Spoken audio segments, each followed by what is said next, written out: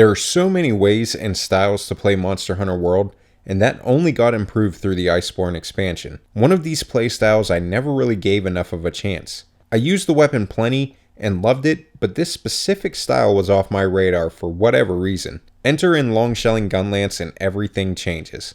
I started out using the Deathlance Val Spiza, and even that Gunlance alone is all I could ask for, from its slots to its design. But then the safi'jiiva event came around, and immediately after I took care of crafting my horns for each element and status, I decided that experimenting with the Gunlance was going to be my next endeavor. There really is no comfier weapon in any of the game, and I'm a fan of comfy. I know being a content creator, most people assume you're a speedrunner or that you chase the meta 24/7, but not I. I absolutely try to put together powerful builds and put myself in the best position to complete a hunt though. If I can do that with max amounts of comfort, that's a top priority. You really only have so many skills that you absolutely need to bring out the most in a long Gunlance. The holy trinity of artillery, capacity boost, and focus. Yes, it can be a bit restrictive having to use specifically the Zora set, but to be honest, I love each piece and the skills they have to offer. Flinch free and tremor resistance are skills that are thought of more as quality of life skills, but man, when you have them, you can tell immediately, and you absolutely notice when you don't have them.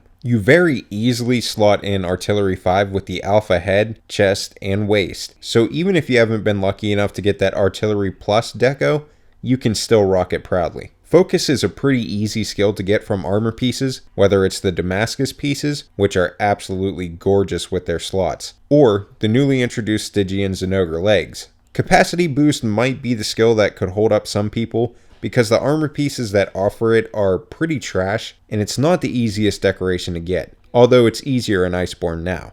I myself didn't get a mag boost deco until I was deep into Iceborne, but once you have these 3 skills done, the rest is completely up to you. You don't need any of the affinity skills, you don't need raw attack, you don't even need critical boost.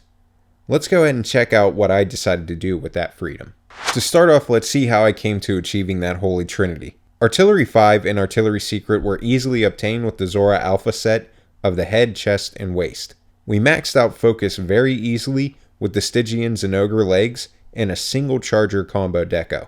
And finally, we got Capacity Boost with the way I would highly recommend it if you have it, a magazine deco. To start off, we'll talk about one of the staples for me as a Gunlance user, Guard 5. I love it, I cherish it, it brings me joy. I feel much less guilty using it on a long shelling Gunlance because of the minimal amount of necessary skills to optimize its damage. But if I'm being honest, I don't feel guilty at all because it's just great to have. With normal and wide, you're losing out on more with each bit of guard you have, but with long shelling, you barely notice. You start to go through and there's some things that you obviously won't be surprised to see. Health boost is an obvious choice because we all know how hard things can hit in master rank. Guard up, for me, is just too easy to slot in and pretty cost effective for what it can save you from. Free meal is something I try to have in every single build I have.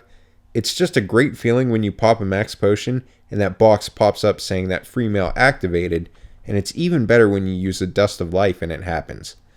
But in this case, I have so much healing potential for max recovery speed and recovery up that I don't feel guilty not having it in this build.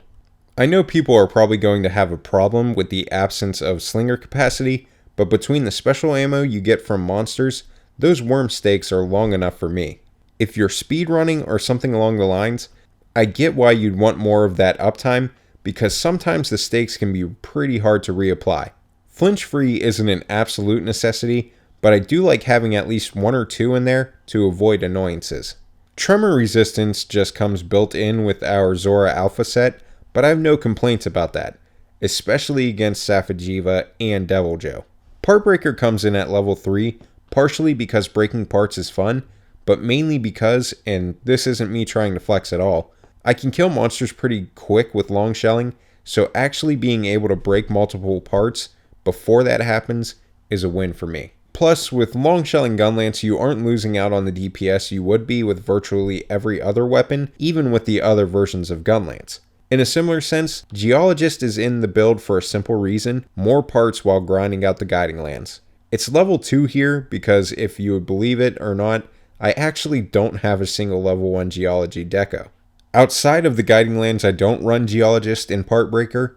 This gives me flexibility to fit the specific situation I'm going into. Maybe anti-blast for tempered Teostra, maybe effluvia resistance for hunts in the Rotting Vale, or maybe evade extender to give me some more mobility while I hop around. From there, we go to the recovery speed and recovery up skills. Each help to provide a great amount of comfort and assurance when I slip up and go for that extra charge shot when maybe I should have braced for contact. Recovery speed is something I really wanted to get in there for a specific reason, which leads us to what I put on the actual Safi Gunlance.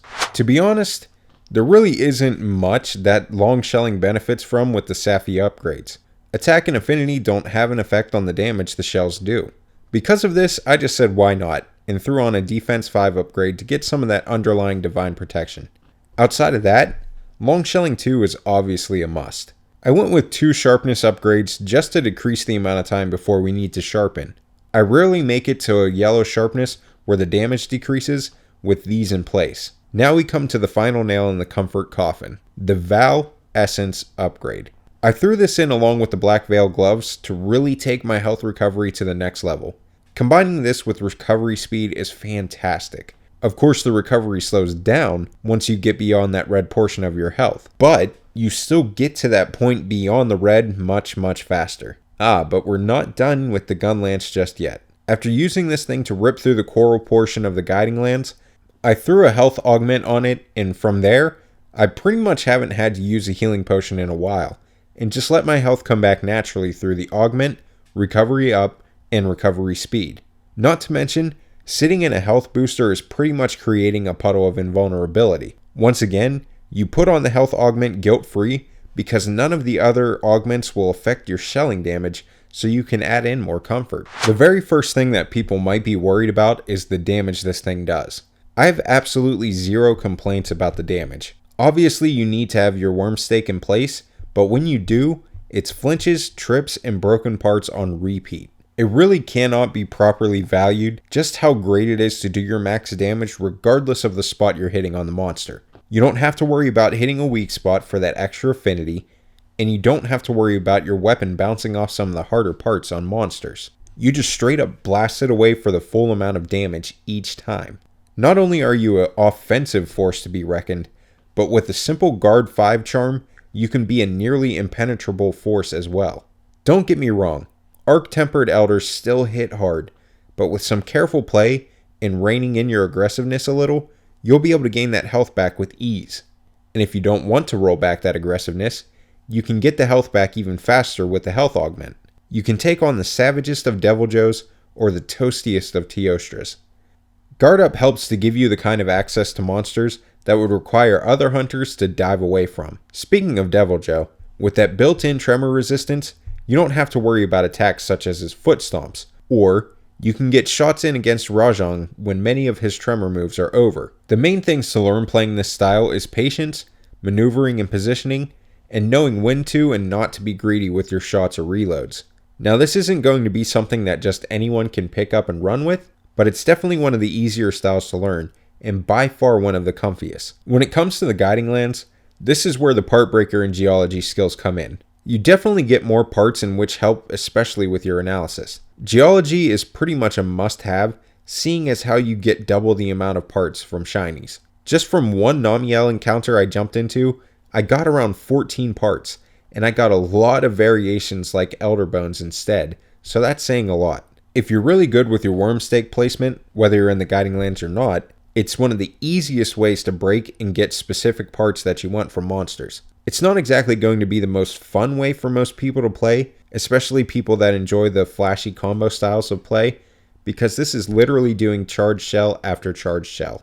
I myself get so much enjoyment from the amount of flinching and part breaking that goes on that I don't mind in the least, but to each his own. This setup, even without having the Safi Gunlance, is one that you can use even to take Gunlance out for a spin and have plenty of cushion to help you through even the harder hunts. Then when you actually commit to it more and decide to roll with it a bit, you can throw on the health augment to really breeze through the Guiding Lands or investigations. Long shelling, in my opinion, is the comfiest weapon you can possibly use in the game, especially with the tough setup. The good thing is, the setup isn't hard at all to obtain. The decorations aren't anything that's too hard to get either. and all of the skills really play well together. You ditch literally all of the typical damage boosting skills like crit eye, boost, and weakness exploit, and instead replace them with skills that are completely fleshed out easily with armor or simple decorations. It gives you so much room and freedom to put in those comfy or quality of life skills that you don't feel guilty for using them because there is no DPS loss. I myself went for more of a comfy immortal set with recovery speed and recovery up, but you could put just about anything you want on there that makes you feel more comfortable or makes the playstyle more enjoyable for you. Throw in that guard 5 to give you some tankiness, and you're going to be hard pressed to find a better suited set for some of the Mack truck monsters you'll be taking on in endgame. But that's going to be it for this one, guys. Long shelling is something that I didn't really get into until Iceborne, but it's right behind Hunting Horn on my list of weapons that I use, and I still constantly use it when I'm not dooting. As always, I want to thank you guys for the support, and I can't wait for you PC people to finally get your hands on Iceborne. I've contemplated getting Monster Hunter World for PC myself, so who knows, I may just see you guys in time to come in the game. If you liked the video, please do let me know with a thumbs up. Comment down below what you think of long shelling Gunlance, and what other weapons you play when you're not dooting. Subscribe if you haven't already for more Iceborne and Hunting Horn content. Doots Forever, have a good night, and happy hunting.